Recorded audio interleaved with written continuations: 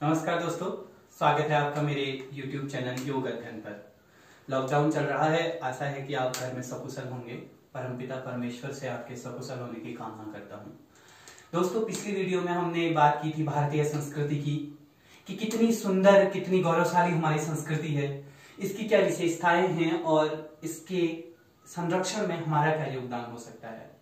तो आज हम बात करने जा रहे हैं दोस्तों भारतीय संस्कृति के अंतर्गत वर्ण व्यवस्था, आश्रम व्यवस्था और संस्कारों की। तो सबसे पहले आज हम बात करेंगे वर्ण व्यवस्था की। तो आइए शुरू करते हैं आज के विषय को। दोस्तों, वर्ण शब्द संस्कृत के व्री धातु से बना है। व्री धातु से बना है जिसका शाब्दिक अर्थ है वर्ण करना, चुनना। और वर्ण के कई अर्थ हैं, कई अर्थ, वर्ण का अर्थ रंग भी है। कहीं कहीं पर साक्ष्य मिलता है कि ऋग्वेद में जो आर्य लोग थे वो अपने आप को श्वेत वर्ण का और अपने दास दासियों को जो है कृष्ण वर्ण का मानते थे। ऐसे इतिहास हमारा गौरवशाली इतिहास है और इसमें विभिन्न मत भी हैं। इसीलिए तो हमारी संस्कृति विविधता में एकता की संस्कृति है। यहाँ आपको विरोध करने का भी अवसर पर्याप्त मिल जाता है। यहाँ ऋषि चारवाक भी रहते हैं जो कहते हैं कि यावत जीवेत सुखम जीवेत ऋणम कृत्वा घृतम पिबेत भस्मीभूतस्य भूतानि पुनरागमन कुर्त। और यहाँ अन्य ऋषि भी मिलते हैं जो आस्तिकता के दर्शन की ओर चलते हैं। ये संस्कृति की हमारी विविधता है। आज की जो हम बात करने जा रहे थे वर्ण व्यवस्था, मैंने आपको बताया व्री धातु से बना है जिसका अर्थ वर्ण करना, चुनना है। तो वर्ण व्यवस्था के अंतर्गत हमारे जो चार मुख्य वर्ण बताए गए, ब्राह्मण, क्षत्रिय, वैश्य और शूद्र, आज हम इन विषयों पर चर्चा करेंगे। इन विषयों पर चर्चा करने से पहले दोस्तों मैं आपको बताता हूं कि जो चार वर्ण हैं इनके अनेक मत हैं। ऋग्वेद में मुख्यतः 3 वर्णों का उल्लेख पहले मिलता है। इतिहास की ओर जाएं तो जहां ब्राह्मण, क्षत्रिय और वैश्य बताते हैं। और इन वर्णों का ये जाति आधारित वर्ण नहीं थे, क्योंकि जाति और वर्ण में भेद था उस समय के अनुसार। अगर हम इतिहास देखें तो वर्ण ये कर्म आधारित वर्ण थे, जहां ब्राह्मण, क्षत्रिय और वैश्य 3 वर्ण थे। फिर बाद में आवश्यकताओं के अनुसार उन्होंने श्रमिकों को चुनना शुरू किया अपने में से और वो एक शूद्र वर्ण कहलाए, ऐसा इतिहासकारों का मानना है। अब हम बात करते हैं कि कई लोगों का मानना है कि दैवी व्यवस्था मानने का सिद्धांत है। वर्ण व्यवस्था के अंतर्गत दैवी व्यवस्था मानने का सिद्धांत, अर्थात भगवान ने जो है स्वयं ये 4 वर्णों को बनाया है इस सृष्टि की उत्पत्ति के समय। तो इसके लिए हमें अनेक साक्ष्य मिलते हैं। जैसा कि मैंने आपको बताया कि ऋग्वेद में पहले 3 वर्णों का वर्णन, लेकिन जब हम ऋग्वेद के 10वें मंडल पे जाते हैं जिसे पुरुष सूक्त कहते हैं, वहां पर खुद बताया है कि ब्रह्मणो वश्य मुखम आसीद बाहुराजन्यः कृतः उरुतदस्य यद वैश्य पदभ्याम शूद्रो अजायतम। अर्थात उस विराट पुरुष के लिए वहां उन्होंने वर्णन किया है विराट पुरुष द्वारा, कि विराट पुरुष के जो मुख है उससे ब्राह्मण पैदा हुए, ब्राह्मणों का जन्म हुआ। जो उनकी भुजाएं हैं उससे क्षत्रिय वर्ण पैदा हुए, क्षत्रिय पैदा हुए या क्षत्रिय कहलाए। और जो उनकी भुजाओं, जो उनकी जंघाओं से या पांव के नीचे, पेट के नीचे वाले हिस्से से पैदा हुए वो वैश्य कहलाए, और पांव के आसपास या पांव से जो निकले वो शूद्र कहलाए, ऐसा माना जाता है। तो तब भी यह व्यवस्था, हम जब जाते हैं इतिहास में, तो ये जाति आधारित नहीं थी, केवल वर्ण आधारित थी। इस पर और आगे हम चर्चा करेंगे।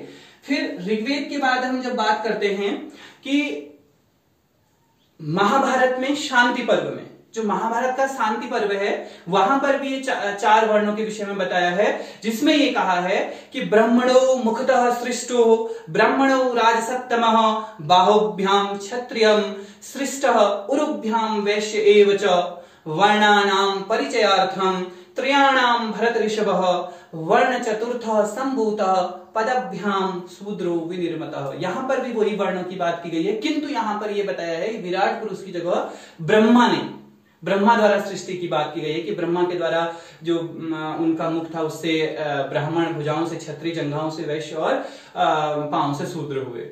और अब हम इसकी जब बात करते हैं तो ऋग्वेद में मैंने आपको बोला कि ये वर्ण आधारित व्यवस्था, अधिकतर साक्ष्य इसी बात के मिलते हैं कि पहले जब ऋग्वेद चल रहा था उस समय ये वर्ण व्यवस्था जो थी कर्म आधारित थी।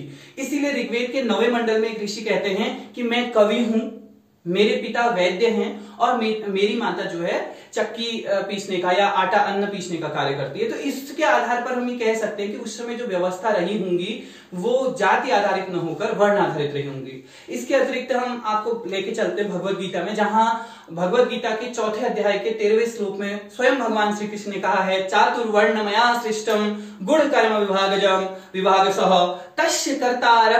तस्य कर्तारम अपि माम विद्वय कर्तारम अव्ययम, कि मेरे द्वारा इस सृष्टि की उत्पत्ति की गई। किसके अनुसार? गुण और कर्मों के अनुसार इस सृष्टि की उत्पत्ति की गई है। इसके अतिरिक्त विष्णु पुराण में भी ऐसा वर्णन है, किंतु वहां पर यह बताया है कि भगवान विष्णु के द्वारा इस दैवी उत्पत्ति के जो सिद्धांत है इसमें इसके अंतर्गत ये बताया भगवान विष्णु ने जो है उत्पत्ति की। जैसे मैंने आपको बताया कि ऋग्वेद में क्या कहते हैं, विराट पुरुष का वर्णन है। महाभारत के भीष्म पर्व पर क्या कहते हैं, ब्रह्मा द्वारा सृष्टि की बात की गई है, और भगवत गीता में श्री कृष्ण की, और विष्णु पुराण में भगवान विष्णु के द्वारा। और क्रम वही है कि मुख द्वारा ब्राह्मण वाला, और भुजाओं द्वारा क्षत्रिय, जंघाओं द्वारा वैश्य और पांव द्वारा शूद्र की बात की गई है।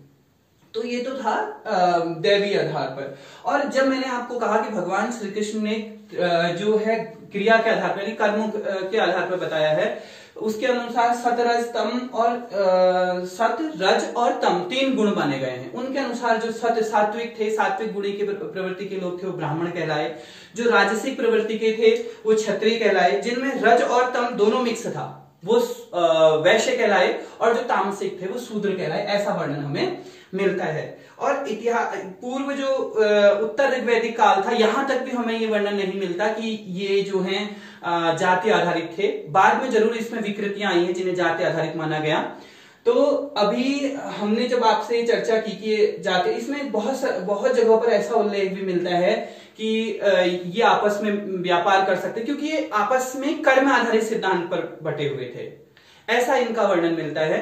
आगे बात करते हैं हम ब्राह्मण की। जो सबसे पहला वर्ण की बात की गई है वो ब्राह्मण की बात की गई है, जहां पर कहा है अध्ययन, अध्यापन, यज्ञ, दान, ये ब्राह्मण के कर्म हैं। 6 प्रधान कर्मों का उल्लेख मिलता है ब्राह्मण के। कौन कौन से कर्म हैं ब्राह्मण के? ब्राह्मण यानी विद्वान, ज्ञानी, यस्मिन् ज्ञाते ब्रह्म तस्य ब्राह्मणो, जिसने उस ब्रह्म को जाना। कई जगहों पर ऐसी परिभाषा मिलती है ब्राह्मण की। और 6 प्रधान कर्म बताए, अध्ययन, अध्यापन, यज्ञ करना, यज्ञ कराना, दान देना, दान लेना। ये जो 6 चीजें हैं अर्थशास्त्र में बताई गई हैं कि ब्राह्मण के ये 6 कर्म हैं। इसके अलावा हम दूसरे उसमें चलते हैं, उसने अर्थशास्त्र में बोला है स्वधर्मो ब्राह्मणस्य अध्ययन अध्यापनम यजनम दानम प्रतिगृहश्च चेति। ये 6 कर्म जो हैं अर्थशास्त्र में बताए हैं। इसके अलावा श्रीमद् भगवत गीता में भगवान श्री कृष्ण ने भी ब्राह्मणों को, उन्होंने खुद कहा कि गुण कर्म विभाग जाओ, कि गुण और कर्मों के अनुसार माना। रामचरितमानस में पढ़ेंगे तो कर्म प्रधान विश्व करी राखा, जे जस करहि तसहि फल चाखा, वहां भी कर्म आधारित बनाया गया।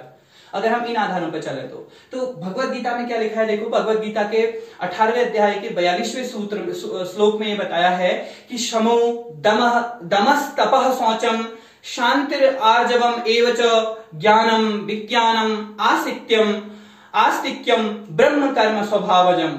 अर्थात शांति प्रियता, आत्म संयम, तप, पवित्रता और सहिष्णुता, सत्यनिष्ठा, ज्ञान, विज्ञान और आस्तिकता यानी धार्मिकता, ये जो है ब्राह्मण के कर्म हैं। क्या क्या कर्म है? शांति प्रिय है, आत्म संयम होना है, पवित्र होना है और सहिष्णु होना है, सत्यनिष्ठ होना है, ज्ञान विज्ञान नॉलेजेबल होना है, आस्तिक होना है, ईश्वर की श्रद्धा रखने वाला, धार्मिक होना है। ये सारे कर्म जो है ब्राह्मण के बताए गए हैं। और किंतु जब हम इनका अध्ययन करते हैं तो ऐसा भी नहीं था कि वो केवल ब्राह्मण ही रहेगा। वो संकट काल के समय वो क्षत्रिय और वैश्य कर्म को भी अपना सकता था। ऐसे ब्राह्मण के अधिकार थे। उसे शस्त्र ग्रहण करने और शासन करने का भी अधिकार था।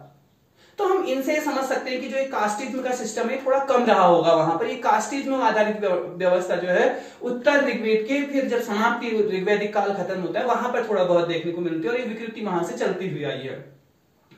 उसके बाद और क्या हो सकता था, देखो जैसे शूद्रकृत मृच्छ कटिकम एक कहानी है, वहां पर बताया भी है। क्योंकि मैंने कहा कि जो वैश्य है वो तो बनिए हैं, यानी उनका कार्य है व्यापार करना, कृषि करना, लेकिन यहां पर ब्राह्मण में जो मृच्छकटिकम नामक कहानी है वो शूद्रक ने लिखी है। उसमें क्या है, चारुदत्त नामक एक ब्राह्मण है। जो चारुदत्त नामक ब्राह्मण है वो अपनी आजीविका व्यापार द्वारा चलाता है और ये दावा करता है कि उसकी पीढ़ी जो है कई पीढ़ियों से यह व्यापार करता हुआ आ रहा है। तो इससे यह भी पता लगता है कि जो ये जाति आधारित व्यवस्था न होकर ये कर्म आधारित व्यवस्था थी, ये आपस में एक्सचेंज कर सकते थे अपने कर्मों को।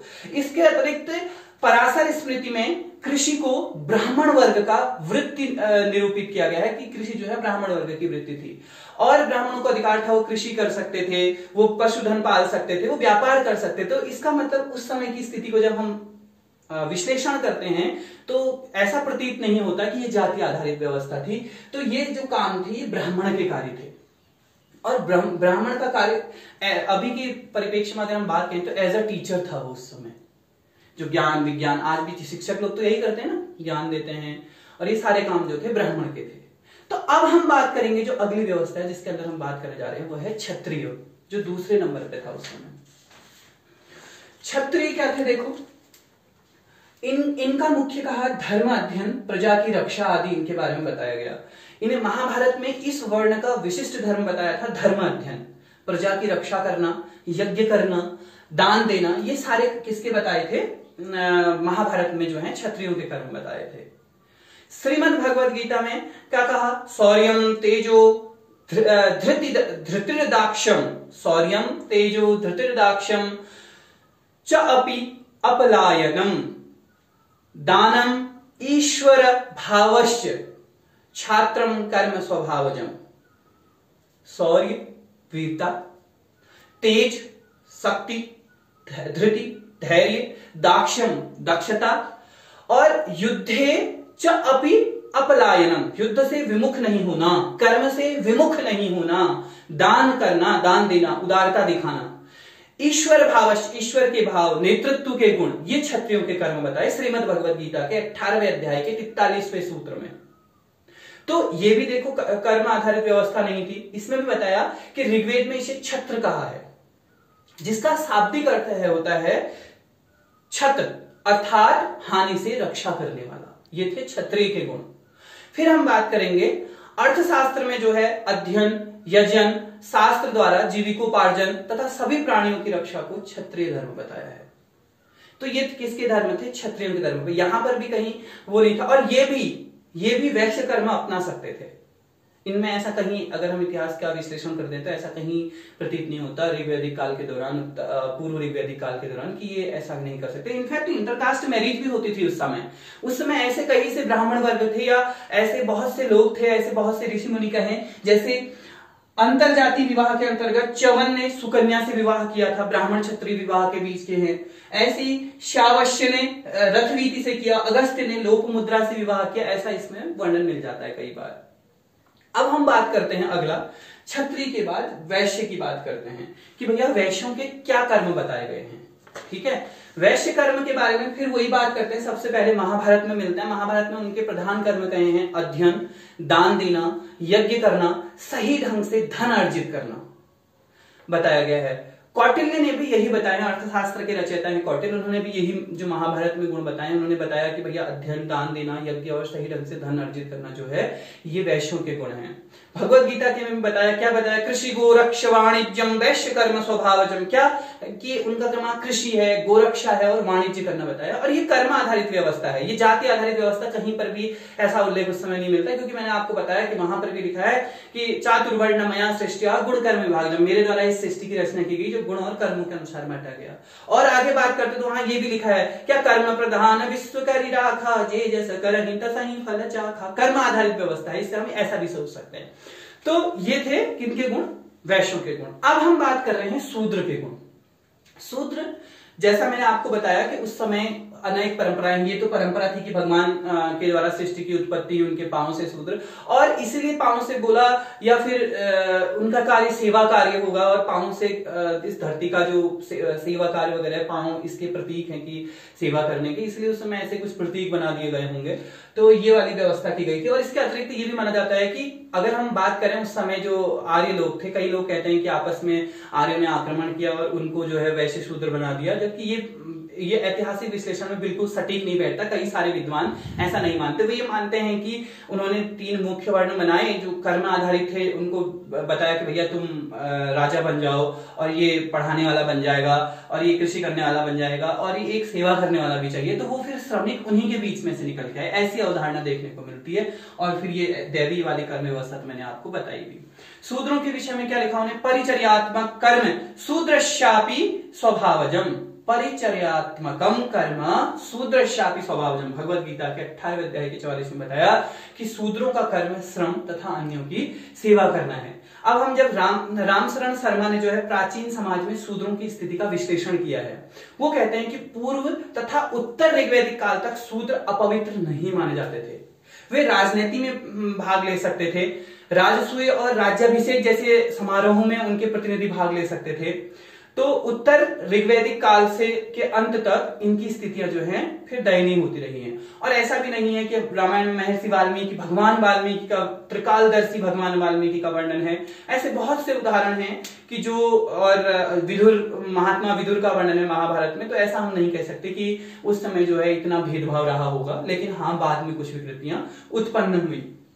तो ये हमने हमारी संस्कृति की आपको एक बहुत बड़ी जो वर्ण व्यवस्था थी उसके बारे में मैंने आपको बताया। अगली वीडियो में हम बात करेंगे कि जो हमारी आश्रम व्यवस्था थी, 4 आश्रम होते थे, ब्रह्मचर्य, गृहस्थ, वानप्रस्थ और संन्यास। इनकी क्या खूबियां थी, इनके अंदर 3 ऋण थे, 5 महायज्ञ थे। इस विषय पर हम चर्चा करेंगे। तो दोस्तों आज की वीडियो हम यहीं पर समाप्त करते हैं। अगर आपको मेरी वीडियो अच्छी लगी और ये जानकारी अच्छी लगी तो कृपया लाइक करें, शेयर करें और सब्सक्राइब करें। Thank you.